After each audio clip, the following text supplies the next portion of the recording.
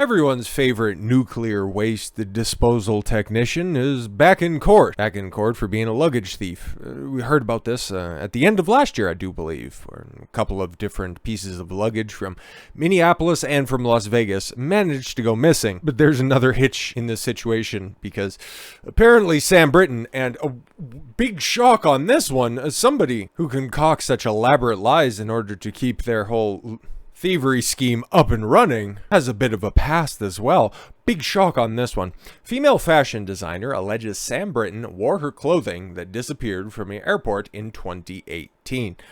Yeah, it's very interesting. A female Tanzanian fashion designer based in Houston alleged Wednesday that clothing worn by former Department of Energy official Sam Brinton had been contained in her luggage that she reported went missing in Washington, D.C. in 2018.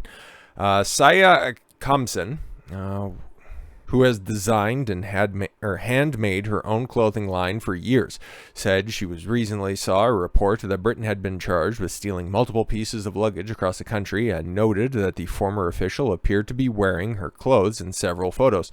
Khamsin said that she had packed the same clothes in a bag that vanished on March 9th, 2018. What? On my 28th birthday from Ronald Reagan, Washington National Airport, yes. I saw the images. Those are my custom designs, which were lost in the bag in 2018. Yeah, the initial post that I seen on this was this one right here. Hi, my name is Asya Khamsin, Tanzanian fashion designer based in Houston, Texas. I lost my bag in 2018 at DCA. Recently, I heard the news on Fox News about Sam Brinton's luggage issue. Surprisingly, I found this image, wore my custom-made outfits, which was lost in a bag in 2018. A bunch of different grammar issues that there. She's a fashion designer, not so much a linguist. That's totally fine. Now, I wasn't entirely convinced at the time. It's like, it looks similar. It looks very similar that you see here, obviously. Like, it's a very nice piece of fabric, 100%. Like, it's nice and flowing. It's a great accessory, but you notice you just peek the design on the front, okay? But then when you have Brinton there, it's a little bit different. I wasn't entirely convinced when I first seen it. But then you peek this as well, and then, things start to come a little bit more into focus. But she was already talking about this at the end of December 2022. Like, she was already putting this out well in advance. She's like, hey, I think some of my stuff was also stolen by him back in the cut. How many more people out there have stories just like this? I 100% called it, man. But here she has some comparisons from some of her other designs as well. Okay, so you can peek the crescent, the golden crescent moons that are on the back on the red.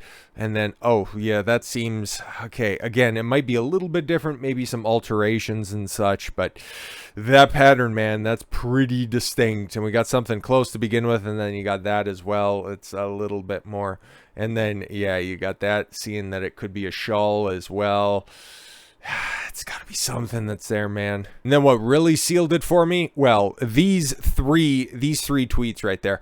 Even this jewelry was in my lost bag. Hopefully she can get it back because, okay, you can peek this. That's pretty distinct right there. Like, there is no altering that at all whatsoever. And then you peek that on her right there. Yeah, man, like, it's got the same design on the top. It's got the same diamond in gold. It's got the same folds as well. Like, that's the piece there. And if she's making her own clothing and she lost the bag at about the same time, and there's also this picture as well. It's got the reddish purple with the teal embroidery on there as well. And then you got him wearing it. It's like, okay, obviously. I'm pretty sure I know myself and a bunch of other people out there as well were calling this out at the time.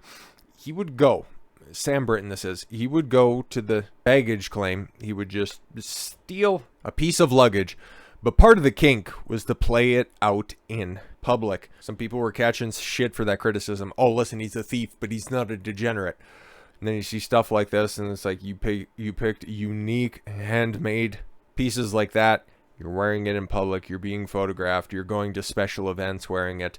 You know exactly what you're doing. And now he's kind of being disassociated after being held up as being just somebody who broke the glass ceiling, some puppy play enthusiast, and now goes from the kennels to the White House. Yeah, Sam Brinton's story was always too good to be true. Or has it? Nah, bro, you were all too willing to hold him up as some sort of a perfect example. Like, let's just stop this revisionism. It's almost like running a background check. I wonder where he stole either of that stuff. But Sam Brinton is a cautionary tale for the woke world that prizes identity above all.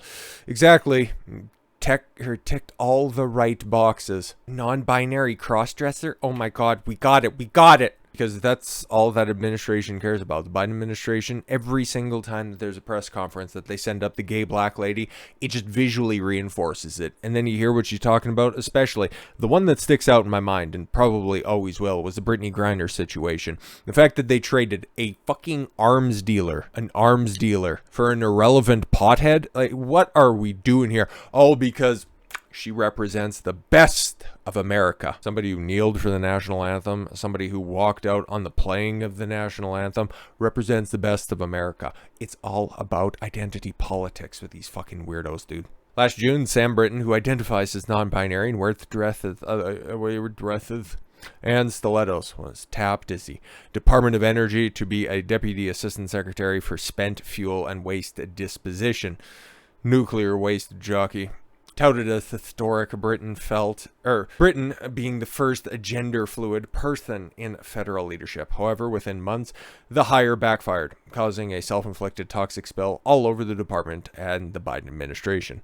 Yeah, but immediately you just run it back and you start to realize, oh, this guy's talking about sexualizing children and also engaging in putting on fake dog masks and leading around their partner with a leash. Like, this guy's a degenerate, dude. Turns out the 35-year-old gender bender was not a dutiful bureaucrat, but a perfectly formed Curb Your Enthusiasm plot line. Less hilarious, it was also a cautionary tale about the perils of championing identity,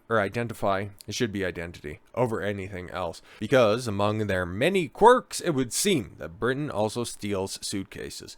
In October, it was charged with allegedly nicking a woman's bag from the Minneapolis-St. Paul airport. In December, arrested after snatching another lady's luggage in a Vegas airport. The same month, the DEO spokesperson said that Britain is no longer with the DOE.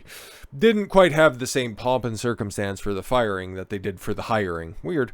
Then, this week, a bombshell dropped on Twitter, a courtesy of Tanzanian fashion designer Asya Khamsin, whose suitcase filled with her original designs went missing in March of 2018. Khamsin spotted photos of Britain posing in her unique and ornate dresses and provided side-by-side images of herself that we already went over in a bizarre version of who wore it best. Yes, the guy with facial hair or the woman that it's designed for. You choose, of course. And then, yeah, had the audacity to do that at a Alphabet Mafia event. Very interesting. Oh, wow. More lies about his story are also coming to the forefront. Last week, Britain's family spoke to the Post denying the tales of abuse. Yeah, he also, and I'm pretty sure I documented it in the video that I made, he said that he was forced to undergo conversion therapy to not be gay and whatever, to, zap the gay away. Mike Pence over there in the corner going, oh, yeah, buddy. There's no validity to those claims. Britain's sister, Rachel, said, first of all, those claims of conversion therapy never happened. Oh, what? A kleptomaniac lying about other things in his past? Consider me shocked. Nor did my parents abuse my brother or I. It's disheartening because my parents are still being slandered for the past decade because some people believed Samuel's words. On LinkedIn, Britain describes the DOE role as overseeing a budget of $100 million. Yeah, that's nice, but now you can go oversee an 8x10 jail cell. But Britain's queer identity, red lipstick, and high heels act as a Teflon suit, ensuring that he would never be rigorously probed as much as he wanted to, questioned or vetted, lest the questionnaire be branded a bigot. And in the end, the fawning practice only hurts the very community Britain claimed to be representing and empowering. No, man, I'm just going to go ahead and take the nuanced take that this is a bad dude right here. Just a really shitty individual, thinking that their identity can somehow act as a shield to do just really degenerate stuff. Seen it play out with the mentally afflicted student that trucked that teacher. Yesterday I put that one out, right? This is what happens when you don't hold people accountable for their own actions. No boundaries enforced. There is no consequences for their actions until some of the worst things end up happening. And now potentially crippling somebody, leaving them paralyzed, and maybe even potentially killing them isn't quite on the same level as nicking some people's luggage, but that's thousands of dollars of other people's stuff that he took. he lied about taking, and only now he's being held responsible after he also achieved a very high position within the current very progressive government. Yeah. It's about time we inspect these protected classes and start to realize that, you know what, maybe they don't deserve this elevated position after all. Maybe if people achieve and get to a certain level, build up their respect and their status in society, maybe at that point in time, then they deserve the special treatment. But until they do the work, nah, man, you get treated like everybody else. Maybe we'll get back to that point in time. Maybe it'll never come. But until that point in time, we got to continue to point this stuff out because it's not going to stop. Sam Brinton might stop, but there's always going to be another Sam Brinton that's out there. Hopefully not nearly as degenerate. So with all that said, thank you all very much for the gift of your time. I've been Don Consuelo. I want you to follow your gut and get after it. Take care, everyone.